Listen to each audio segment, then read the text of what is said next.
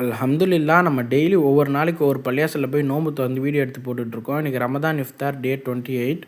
என் friend ஃபைஸ்கான் ரெட்டில்ஸ் கோனிமேட்டில் புதுசாக ஒரு பள்ளியாசல் கட்டியிருக்காங்க, வாங்க போகலான்னு சொல்லி கூப்பிட்டு போனார்.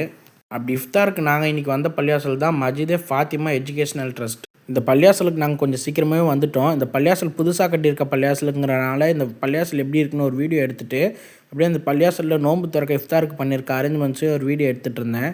இன்றைக்கி நம்மளுக்கு நோன்பு திறக்கிறதுக்கு நோன்பு கஞ்சி, சம்சா, வடை, தண்ணி, பேரிச்சம்பழம், ஆனியன் பக்கோடா வச்சுருந்தாங்க. அதுலேயும் நோன்பு கஞ்சிக்கு ஆனியன் பக்கோடா அடிப்பொலியாக இருந்துச்சு. இஃப்தாருக்கு டைம் வந்தோன்னு நோன்பு திறந்துட்டு மஹ்ரிப் தொழுவதுக்காக வேண்டி போயிட்டேன். பள்ளியாசல் நிர்வாகிகிட்ட பேசும்போது சொன்னாங்க, இந்த பள்ளியாசல் மேல் தளம் கட்ட இன்னும் பொருளாதார உதவி தேவைப்படுதுன்னு. நம்ம நபி ஸல்லல்லாஹு அலைஹி வஸல்லம் அவங்க சொல்லியிருக்காங்க, இந்த உலகத்தில் யார் ஒரு பள்ளியாசல் கட்டுறாங்களோ அல்லாஹ் அவங்களுக்கு சொர்க்கத்தில் ஒரு மாளிகை எழுப்புறான்னு.